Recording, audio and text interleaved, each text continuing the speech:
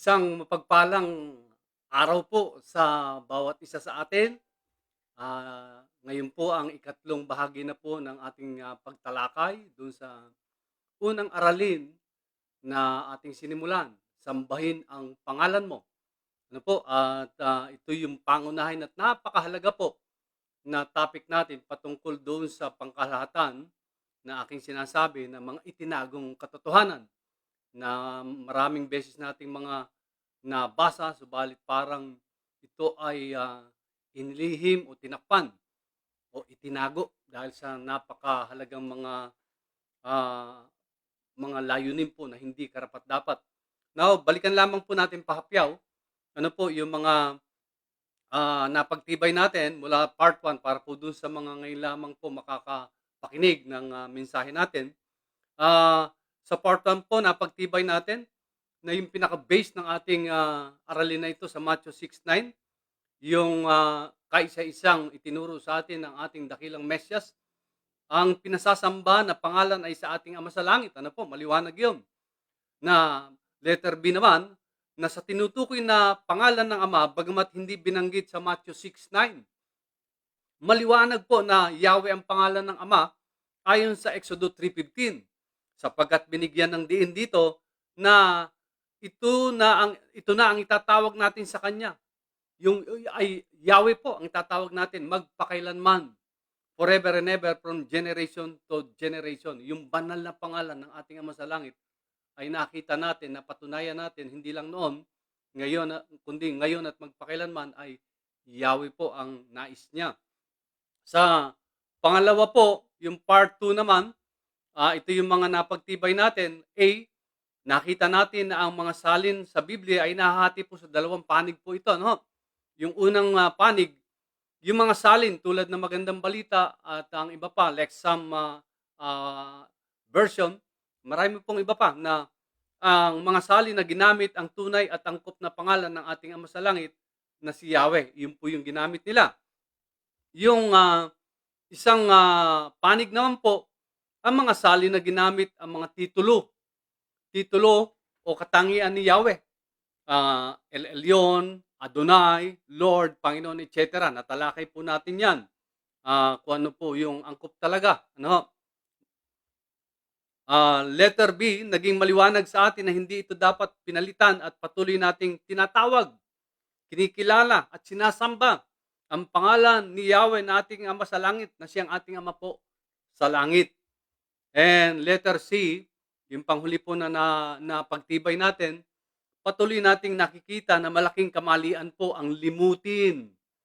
Limutin natin ang kanyang banal na pangalan. Ngayon, para bago po tayo magsimula, mga kaibigan, mga kapatid at magulang, gusto ko ang malaman natin, alam niyo po, tiningnan ko, yung mga salin po ng Biblia, lalo na yung mga Tagalog, meron po itong paunang salita na kung saan, pag binasa po ninyo yung paunang salita, nakita ko na may mga paliwanag patungkol sa pagkilala nila na ang pangalang Yahweh o yung Tetragrammaton ay tunay na pangalan ng bansang Israel.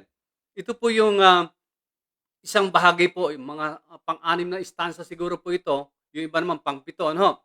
Yung paunang salita, bago po yung pagsisimula ng mga aklat ng Biblia, may nakalagay po doon. Ganito nakalagay: pinagsikapan na maging kapaki-pakinabang at malaking tulong ang rebisyong ito sa seryosong pag-aaral ng Biblia para sa mga pangalan ng Diyos sa lumang tipan. Matapat na ginamit ang katumbas na salita para sa isang pangalan upang maipakita ang kanyang katangian at kaibahan. Halimbawa, ang Elohim ay isinalin bilang Diyos. Yun yung katumbas po sa Tagalog. Samantalang ang salitang Yad, Hey, Wad, Hey, yun nga po yung o ang Tetragrammaton o isinalin bilang Yahweh, yung complete pronunciation po nito. Ito ay ginawa upang maipaalam sa mga mambabasa ang pagkakaiba nito sa salitang Adonai na isinalin naman bilang Panginoon. So, binigyan ng diin po na maliwanag po na kinikilala talaga na ang banal na pangalan po ng Diyos ng Israel ay Yahweh. Ngayon, Ah, kung nabasa po ninyo meron pong, salin din po na ang pamagat ay poimen. Poimen ang Biblia ng mga pastor na kung saan ang salin po ay nagmula din dito sa magandang balita. Alam niyo po, ah, makikita po natin kasi napaka-relevant po nitong topic na ito today sa mga ibang mga katuruan. Ang mga nagbigay po ng endorsement o nag-collaborate o nagkaisa o nagpahayag ng pagsang-ayon do'n sa poimen, ang Biblia ng mga pastor. Marami pong mga pastor na kilala natin. Ayan po nakasulat, makikita ninyo. Pero yung, hindi ko na babasahin lahat kasi yung iba mga nakikita, naririnig natin sa radyo, sila Pastor Eric Maliwat, ay yung namayapa po na si Pastor Proceso Marcelo, Pastor Efraim Tindero, Pastor Jaime Pante. Now, siyempre kilala natin karamihan sa atin si Pastor Ed Lapis. Now, meron pong sinabi doon si Pastor Ed Lapis na mainam din itong pagkunan ng ideya, katuruan at paksa sa pangangaral para sa mga pastor. Nabanggit ko lamang po ito sapagkat, meron pong ilang kalituhan at nawa naman po ay maging mabigyan ng liwanag po ito.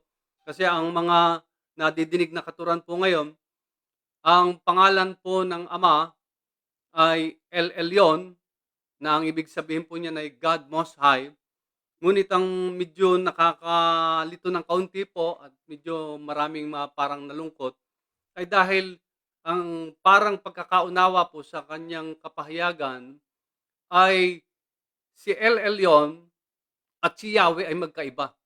Na ang tunay na Diyos ay si El Elyon at si Yahweh ay parang na gano'n, mga paliwanag na nasa kadiliman.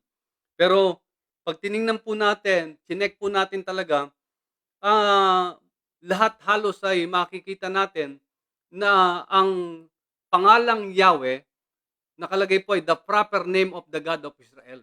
Sa iba naman po ay the national name of the God of Israel. Gusto ko lamang pong pansinin natin na sa atin po bilang tayo mga hentil na napabilang sa bayan ni Abraham, kung sino po ang Diyos ng Israel, dapat yun din ang ating Diyos sapagkat doon nagmula ang kaligtasan, yun ang bayan ng Diyos at tayo po ay, alam niyo, sabi nga sa Romans 11, tayo po'y parang sanga ng ligaw na olibo na idinugtong lamang sa tunay na puno ng olibo. May mga tinanggal na sanga, tayo dinugtong lamang doon, bagamat hindi tayo tunay na kabilang sa puno, napabilang tayo. Pero ang tunay na tinutukoy na puno ng olibo doon ay yung bansang Israel. Kaya po, kung sino yung kanilang Diyos, yun din ang ating Diyos. Pag ibang Diyos natin sa Diyos ng Israel, ay yun po magkakaroon ng pagkakaligaw po tayo doon sa katotohanan na yun. Ibang paksa po yun kung paano yun. Pero ang tanong ngayon, kung ito po ay naipahayag at kinilala ng napakaraming mga pastor, bakit ang tanong ko po ay hindi ito itinuturo? Hindi binigyan ng liwanag na ito ang tunay na pangalan at ito'y dapat na banggitin natin, sambahin pa rin mula noon hanggang ngayon at magpakailan pa man. Ayon doon sa binasa natin sa Exodo 3:15. Kasi wala po tayong nabasang anumang talata na nagpahayag ang ating Diyos, ang ating Ama sa Langit, na kinanselan niya yon. Na sinabi niya na, simula ngayon, huwag na ninyo akong tatawagin sa pangalan na Yahweh. Wala po tayong mababasang ganon. At ang isang mabigat pa po ay pagkakabaligtaran nito o yung pagsalangsang pa dito sa banal na pangalan ng ating Ama sa Langit ang ituturo. Sa ngayon po, sa pag-unlad ng teknolohiya, particularly po sa larangan ng social media, hindi po natin pwedeng isagot sa ating Ama sa Langit pagharap natin sa Kanya na hindi natin alam ang katotohanan. Isang click lang natin, pag nag-Google tayo, bagamat kailangan mag-ingat tayo sa pakikinig kasi dapat po tayo mismo ang nagsusuri din, kung talaga bang katanggap-tanggap sa atin at talaga bang tunay. Kasi ginagamit po ang mga nangangaral, kasama na po ako ngayon doon, subalit ang paalala ng banal na kasulatan, tayo din ang magsuri. Kasi ito po yung nakalagay sa Galatians chapter 1 verse 7, ang totoo'y wala namang ibang magandang balita Kaya nga lamang may mga nanggugulo sa inyo at nagsisikap na baguhin ang magandang balita ni Kristo.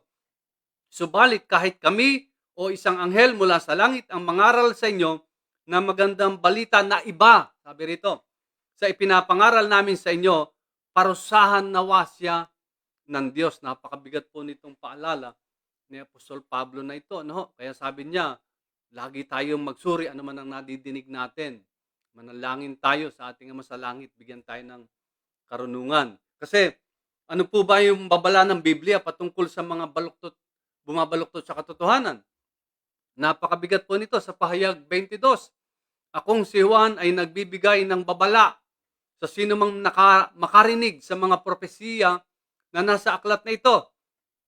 Sa sino mang magdaragdag sa nilalaman ng aklat na ito, ay idaragdag ng Diyos sa kanya ang mga salot na nakasulat dito. Ano po? Gayun din, sa verse 19, ang sino mang mag-alis ng anuman sa mga salita ng aklat ng propesiyang ito, ay aalisan ng Diyos ng karapatang makibahagi sa bunga ng punong kahoy na nagbibigay buhay at sa banal na lungsod na binanggit dito. So, ito po particularly, bagamat ito po ay para dun sa aklat ng pahayag, pero ito po makikita natin, nananampalataya tayo na lahat ng kasulatan ay kinasihan ng ating dakilang Ama sa langit. At anuman ang bago, lalo na po, pag binago natin, sinalangsang natin ang kanyang banal na pangalan. Kaya po ito ay nawa mabalik sa atin po yung pagkilala kung sino talaga at ano talaga ang kanyang banal na pangalan. So ngayon po ay tuloy po tayo. Nasa pangatlong aralin po tayo. Ang mga itinagong katotohanan, unang aralin po natin, ito nga po yung sambahin ang pangalan mo. Ano po? Ng objective po natin, makikita natin at mapapatunayan na sobrang halaga kay Yahweh na ating Ama sa langit na ang kanyang pangalan ay ating ingatan, igalang at sambahin noon, ngayon at magpa sa walang hanggan. So makikita natin, pahapyaw nating dadaanan yung bagamat hindi po natin sa dami po kasi ng talata na nagpapatunay na talagang napakabigat po para sa ating Ama sa langit na yung kanyang banal na pangalan ay ating dungisan. May verse tayo ng mula Genesis hanggang Revelation, magugulat po kayo, mayroon kayong malalaman na hindi po ninyo marahil alam before na binabanggit natin ito.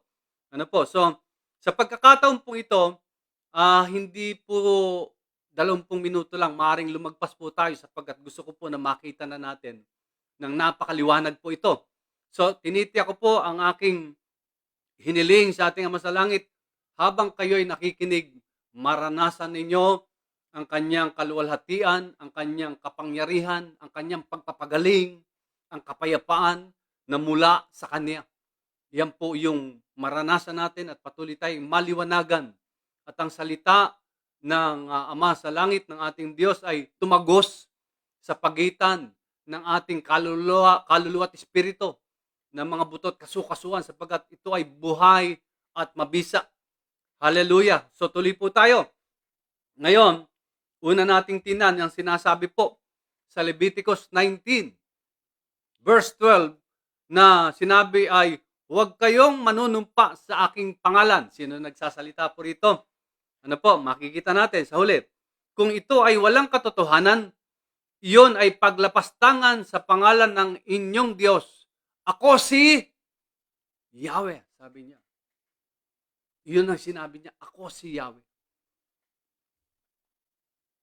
Napaka-direktang salita po ito. Ano? Ngayon, makikita po natin dito po sa Leviticus 24 naman, verse 16, sabi rito, ang lumapastangan sa pangalan ni Yahweh, maging katutubong Israelita o dayuhan. Kumbaga, pag titingnan natin, mananampalataya man o hindi, ano? Kabilang man sa kanyang bayan o hindi, hentil man o tunay na Israelita, ay babatuhin ng taong bayan hanggang sa mamatay. So, yun po yung, yung talagang kapahayagan niya, yung deklarasyon po ng ating Ama sa Langit. Ano po? Pag nilapastangan mo yung kanyang pangalan. Ngayon, tingnan natin po ano, sa Jeremias 23 po ito, verse 26. Hanggang kailan masusumpungan ito sa puso ng mga propeta na nanganghuhula ng mga kasinungalingan? Sa makatwid bagay ng mga propeta na nanganghuhula ng daya ng kanilang sariling puso. Sa ang Biblia po ito, no? Tuloy ko lang sa verse 27. Na nangag-aakalang mapaglimot sa aking bayan ng aking pangalan sa pamamagitan ng kanilang mga panaginip na sinasaysay ng bawat isa sa kanila sa kanyang kapwa. Gaya ng kanilang mga magulang na nakalimot ng aking, nalimutan? Pangalan. Dahil kay Baal. So nalimot daw o nilimot ang pangalan dahil dun sa mga bulaang propeta. Tanong ko po sa inyo, kaninong mga lingkod ditong bulaang propetang ito? Sino po ang pinaglilingkuran nila? Ano yung layunin nila? No? From Old Testament pa lang, makikita natin, itinago na ito. Kinubli na ito, iniba na ito, binago na ito. Para lamang mapunta sa, sabi rito, dahil sa kay Baal, yung maling Diyos, sa ibang Diyos.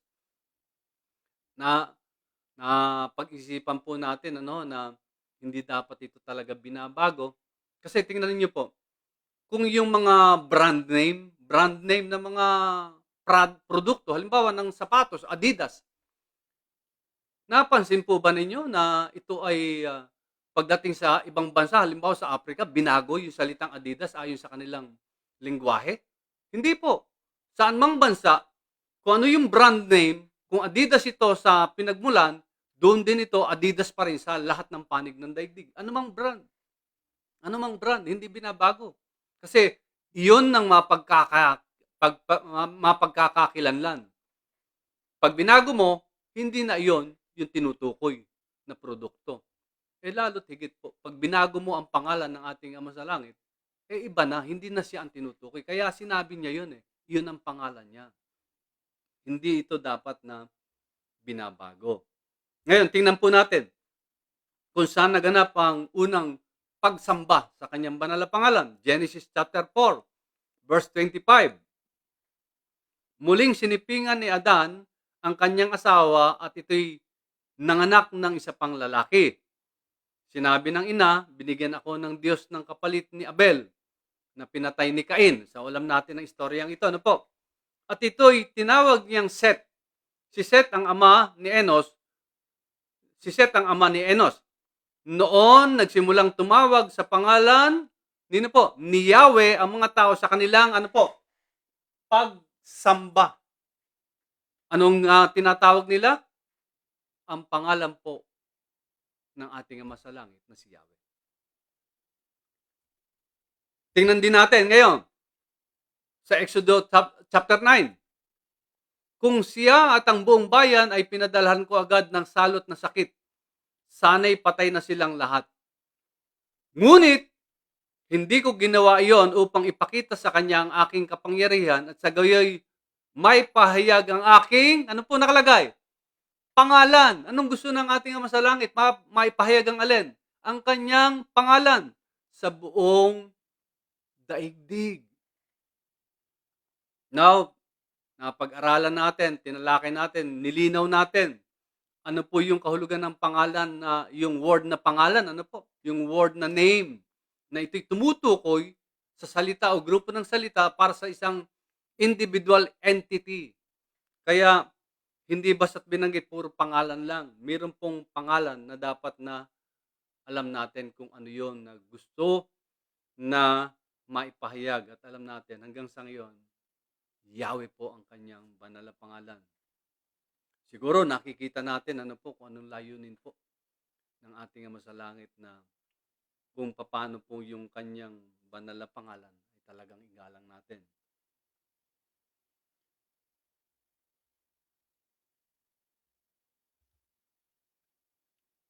Awit.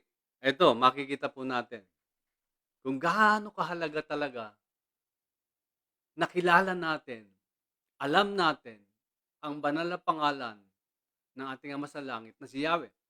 Tingnan ninyo mabuti. Awit 91 verse 14.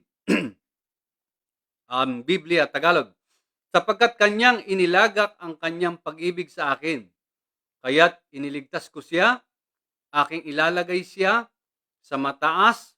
Bakit? Sapagkat kanyang naalaman ang pangalan ko. Yun ang reason. Alam ang pangalan ko. Sa God's Word version, because you love me, I will rescue you, I will protect you. Why? Because you know my name. Napakaliwanag po. Sabi ko nga, nung sa unang part po, may mga ilang tao ko na pag tinanong ko, ano po ang pangalan ng Diyos? Yung Ama sa langit na sinasabi sa alam nating panalangin. Ama namin, sumasalangit ka, sambahin ang pangalan mo. Pag tinanong ko, ano po yung pangalan na yun? Mas marami po ay hindi alam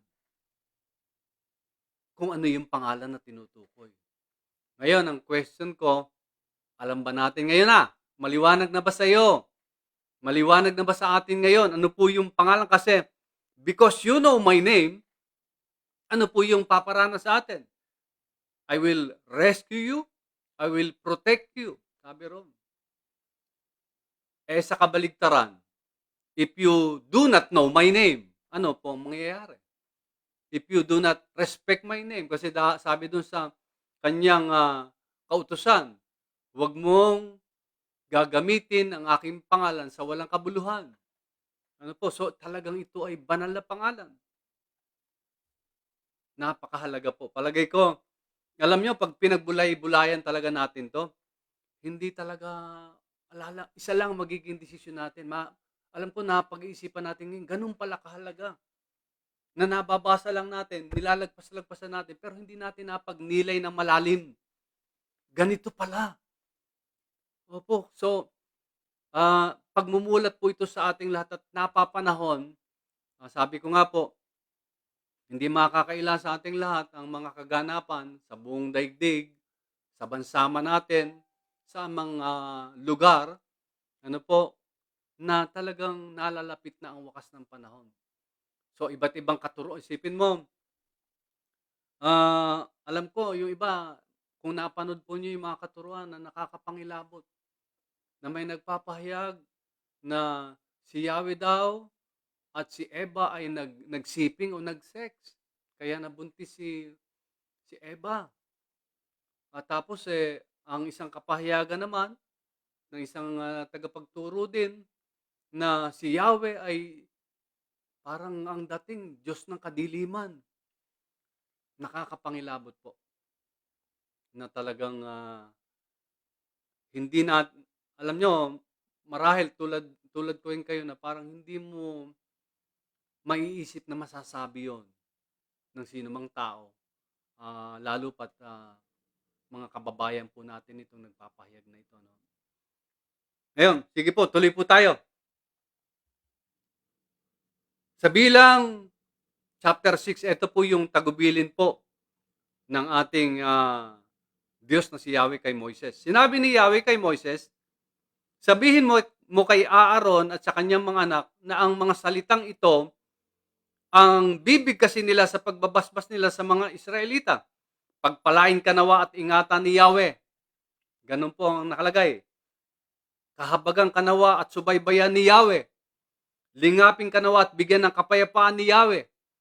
Ganito nila babanggitin ang pangalan ko sa pagbabasbas sa mga Israelita at tiyak ngang, sabi rito, pagpapalain ko sila. Ano po nakalagay?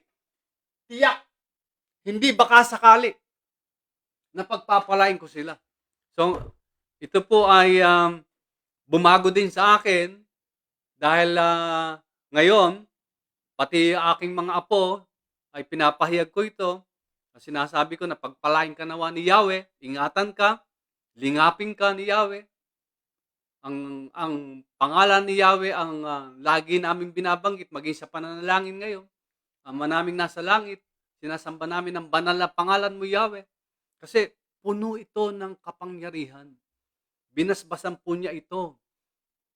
Kaya nawa, ah, mabago rin tayo rito, ano po, mabago rin tayo. Tatalakayin po natin patungkol sa kanyang, bugtong na anak, ang ating Mesyas, ang ating, Panginoon na si Kristo. Patungkol po doon sa kanyang mga katuruan. Next next week po 'yon.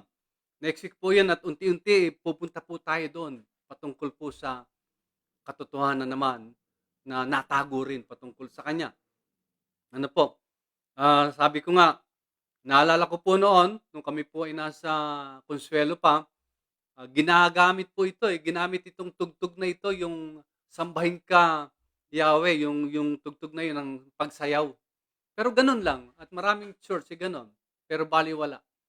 Ginamit na "Sambahin Ka Yahweh", pero hindi po talaga taos sa puso at, marahil po ay marami sa atin ay gano'n din, pero ang mahalaga po ngayon ay nauunawaan natin at nababago po tayo dito, 'no.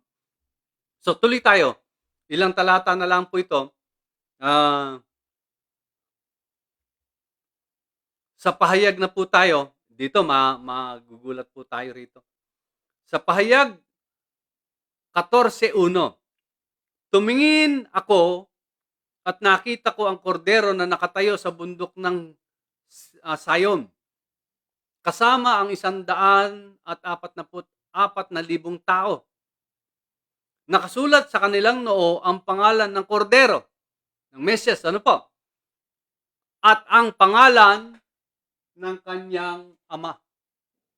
Nakasulat doon sa noo. Yung 144,000 nakatatak sa noo. Pangalan ng kordero at pangalan ng kanyang ama. So hanggang sa huling aklat ng Biblia ay napakahalaga. Binigyan din po ito. Ngayon, tingnan ninyo po ano pong ginagawa ng kampo ng kadiliman. Ano? Dito pa rin sa pahayag. Pahayag 13, 5 and 6. Pinahintulutang magsalita ng kayabangan ang halimaw, lumapastangan sa Diyos, at maghari sa loob ng 42 buwan. So sa 7 years tribulation, marahil ang tinutukoy na po dito, no? Nilapastangan nga niya ang Diyos. At ano pa? Ang pangalan ng Diyos, nilapastangan niya. Ang tahanan ng Diyos at ang lahat ng nakatira doon. So ano yung ginagawa ng dyablo? Mula pa lamang sa lumang tipan, sa panahon na ni Moises, na kanyang mga lingkod, na kanyang bayan, nila Abraham, hanggang sa ngayon. Ano po? Sa huling panahunan, sa end times, yun pa rin ang kanyang layunin. Ngayon, eto po tayo ha, tingnan natin. Sa pahayag 19:6, marami sa atin, pag tayo ay sumisimba, sumasamba, o kaya natutuwa, nagagalak, napagpapala, nagsasalita tayo ng Hallelujah. Kasama ka po ba roon? Hallelujah o Hallelujah. Ito po yung salin sa ang Biblia. Pagkatapos ng mga bagay na ito ay narinig ko ang gaya ng isang malakas na tinig na napakaraming tao sa langit na nagsasabi, Hallelujah! Ang kaligtasan at kaluwalhatian at kapangyarihan ay naukol sa ating Diyos. Sa magandang balita po kasi, sa ibang version, na nakalagay lang, nagsasabi ng purihin ang Panginoon. Pero ang original word po niyan ay Hallelujah. Tingnan natin po ano. Ang Hallelujah, ito po yung Latin transliteration of Greek mula sa Hallelujah. Originally, Hebrew word po yan. Hebrew word po ang salitang Hallelujah na nahahati po ito sa dalawang salita. Yung Hallel ay praise sa English, purihin sa Tagalog. At yung Ya o sa ibang salin karaniwan, ang letter ay ginawang J, Hallelujah, bagamat ang pronoun sa Ya, ang meaning po nun ay short term ng Yahweh, pangalan po ni Yahweh. So ang kabuuan po ng salitang Hallelujah, kagaya ng salin sa Tagalog, purihin ang Panginoon, pero ang correct word po, kaya Hallelujah. ay dahil Yahweh. Purihin si Yahweh. Yun po ang kahulugan ng hallelujah, mga magulang, mga kapatid. Ang tinutukoy doon ay purihin yung pangalan ni Yahweh, kaya Yah. Pero maging ako man, matagal ko itong sinasambit, akala ko basta't papuri yun. Pero yun pala, nakalagay doon ang banal na pangalan ng ating Ama sa Langit na Yahweh. Purihin si Yahweh. Praise Yahweh. So, sabi rito, 10,000 praises to Yahweh ang katumbas noon, and it is the highest praise that we can give. Hallelujah. So, basta sa akin po, yun yung lagi ko ngayon nagiging bukang bibig kasama ng aking mga sambahayan. Hallelujah. Purihin si Yahweh. So, yan po yung maliwanag na natutunan natin mula Genesis hanggang Revelation kung paano po ito unay napakahalaga sa ating Ama sa Langit, yung kanyang banal na pangalan. At ganun din naman, simula pa noon, ay patuloy itong tinatakpan, tinatago, sinasalangsang, dinudungisan ng kampo ng kadiliman. Ano po? So sa atin po ngayon, nawa sa application natin, sa pagbasbas natin sa ating, lalo na sa ating mga mahal sa buhay, gabayan ka, ingatan, pagpalain ni Yahweh. Ano po, sabi doon, tiyak na tayo ay pagpapalain at titinggin. Sa ating pananalangin, yung sinasambang pangalan, sambahin ang pangalan mo, O Yahweh, sa pagpupuri natin. At yun yung tatalakayin natin, ano yung mga katuruan. Kasi nagtagubili na ang ating Panginoon bago siya bumalik sa langit. Ituro ninyo sa kanilang lahat ang aking inutos sa inyo. So tatalakayin po natin na makita natin anong kinalaman ng mga utos na yon, ng mga turo na yon ng ating dakilang Mesyas sa banal na pangalan ni Yahweh. So yun po yung tatalakayin natin next Saturday. At sana po makita po ninyo kasi ito po ay magbibigay sa atin ng pagbabago sa pananaw natin sa ating pagkilala sa ating Ama sa Langit na si Yahweh. Ano po yung kanyang banal na pangalan.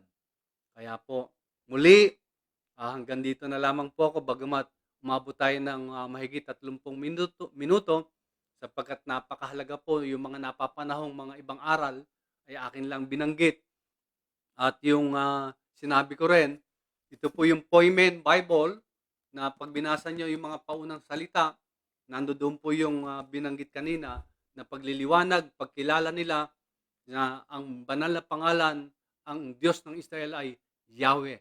Talaga yung 4 na letra na tetragrammaton na ang pagsambit po ay Yahweh, ang banal na pangalan ng ating Ama sa Langit. Salamat po.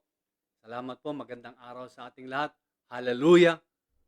Pagpalain kayong lahat ng ating Ama sa Langit na si Yahweh. Ano po? Kita-kita tayo next